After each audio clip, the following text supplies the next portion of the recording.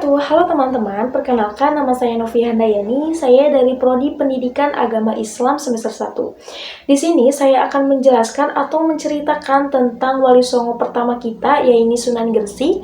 Tetapi sebelum masuk ke pembahasan, saya di sini akan menjelaskan atau menceritakan sedikit tentang Wali Songo. Nah, Wali Songo ini berasal dari dua kata, wali dan songo. Wali yang berarti orang yang sedang ditugaskan, sedangkan songo berasal dari bahasa Jawa yang berarti 9. Nah, dengan demikian Wali Songo adalah tokoh ulama penting ataupun 9 ulama yang menyebabkan ajaran Islam di Pulau Jawa. Nah, awal mulanya Wali Songo ini berawal dari para pedagang dari belahan dunia ini singgah ke pesisir Pulau Jawa pada abad ke-7 Masehi. Mereka itu tidak hanya melakukan aktivitas jualan saja, tetapi mereka juga mengenalkan agama Islam kepada mereka, walaupun hanya dasarnya saja. Karena pada masa itu mereka itu masih menganut ajaran Buddha dan Hindu. Dan seiringnya waktu berjalan, pada abad ke-14, langsunglah nih datang rombongan para ulama.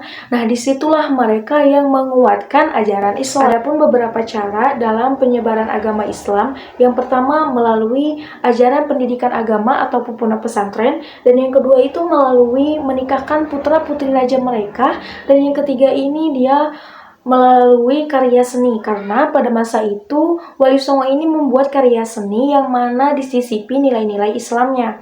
Nah, dengan 3 cara tersebut, Wali Songo ini berhasil mengambil hati masyarakat dan mengislamkan mereka juga.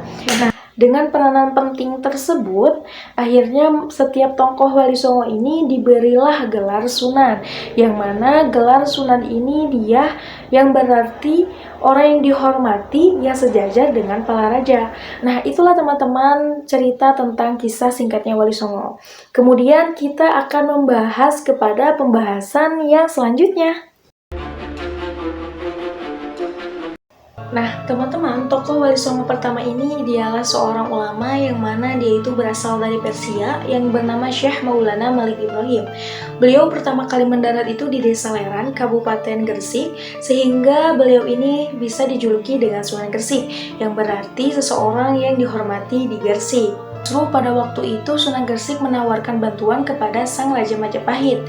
Jadi ceritanya pada masa itu kerajaan Majapahit ini sedang dilanda oleh kelaparan yang begitu parah dikarenakan akibat peperangan Parikrek. Nah, ketika melihat kerajaan Majapahit dan rakyatnya yang sedang kelaparan, Sunan Gresik pun berinisiatif untuk menghadap sang raja. Sunan Gresik mengatakan, "Wahai raja, aku bisa membantumu jika kamu ingin dibantu." Lalu raja menjawabnya, "Wahai orang asing, aku senang jika kamu membantu." Nah, setelah tawarannya itu disetujui, Sunan Gresik pun langsung membantu dengan cara membangun bendungan saluran irigasi untuk mengaliri sawah-sawah yang sedang kegersangan. Nah, berkat upaya tersebut, sawah-sawah yang awalnya itu kering, gersang, akhirnya perlahan itu menjadi sawah yang subur gitu. Jadi menjadi sawah yang subur dan menghasilkan beras yang begitu cukup besar. Nah, melihat keberhasilan Sunan Gresik, akhirnya para pembesar Raja Majapahit dan rakyatnya pun langsung menaruh rasa hormat kepada Sunan Gresik. Dan tepat disitulah Sunan Gresik ini memperkenalkan diri sebagai seorang ulama dan mendakwahi ajaran Islam kepada mereka. Lalu, semakin banyaknya pengikut Sunan Gresik, akhirnya Sunan Gresik itu mendirikan pondok pesantren di kawasan Raja Majapahit. Nah, dari pondok pesantren itulah kemudian melahirkan ulama-ulama penerus atau wali-wali yang mendakwahkan di Pulau Jawa.